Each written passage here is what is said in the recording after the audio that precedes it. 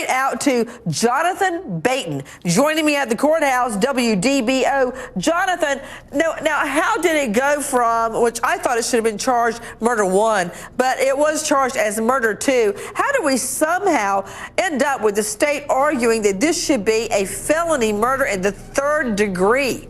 Well, how did that happen? Well, Nancy, it really seemed to come out of left field. I mean, you heard it this morning when Don West first found out about it. He seemed genuinely shocked, and he was outraged. And you heard Judge Nelson pretty much put him in his place and referred him to court protocol and say, you know, you got to calm down here. But I don't know why the state did this. If I had to speculate, I'd say I think they thought maybe their backs were against the ropes and they had to do something, because I think in the back of their minds they know they can't get George Zimmerman on murder 2, and they have to have some lesser charges there, including manslaughter, in order to put him away for at least some period of time.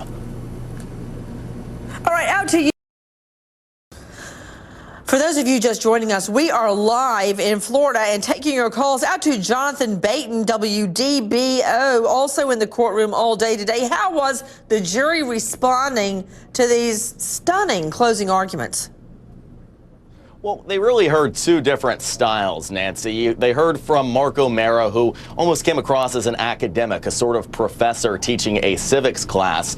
And at one point, I think when he hit the 3-hour mark, they almost looked like they were getting a little bit bored. And then they heard from John Guy with the state's rebuttal. And he was much more emotional, fiery, passionate. Wait a minute, did you say somebody looked bored? Who could look bored in the middle of a murder 2 trial? Nancy, once he hit that 3-hour mark, no note-taking ceased, and for the most part, the jurors, even though they were attentive, a few of them were looking down, and they just didn't seem quite as engaged as they were at the beginning of Mark O'Mara's closing argument. Joining me also is Jonathan Beaton from WDBO. Jonathan, what did you observe? Did Zimmerman's statements change? Simple, yes, no. And if the answer is yes, how did they change?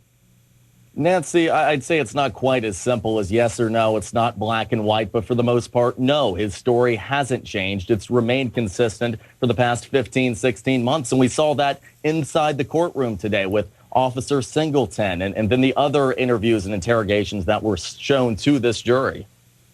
Out to you, Matt Zarrell. Is it true that he gave a statement? Let's go to Jonathan Beaton, reporter from News Talk Radio WDBO. What do you know? I mean, we have heard so many witnesses say that they heard that help, and George said it right after the shooting, sort of as an excited utterance.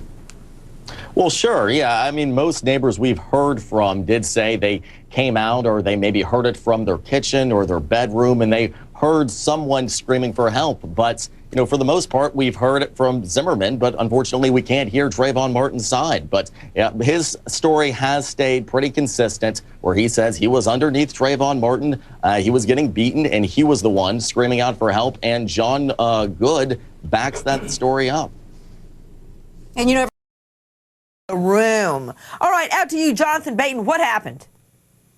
Well, I think any sort of progress that the defense made by putting those two investigators on the stand and hearing that testimony with them saying, you know, Trayvon Martin's father, Tracy, he kind of looked down and he mumbled under his breath, no, when he was asked, you know, are those screams Trayvon Martin's? And by putting Tracy Martin on the stand, I think maybe some legal analysts will look back and say, you know, maybe it wasn't the best idea, because he was stoic, he was strong, and his testimony, I think, resonated with that jury.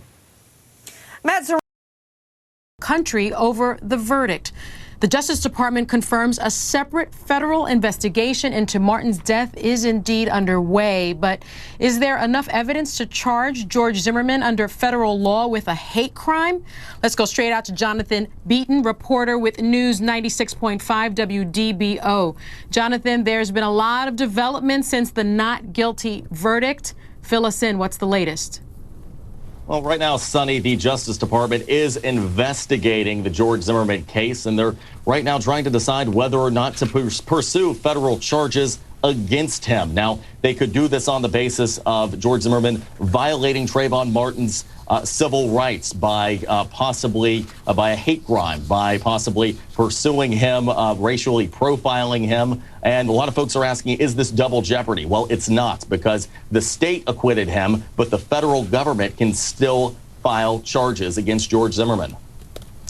Thank you so much for that update. Everyone is watching this case, was watching this case, certainly are wondering whether or not the Justice Department will get involved. And talking about this case, one of the star witnesses for the defense, many people believe, was Dr. DeMaio. Remember that forensic pathologist?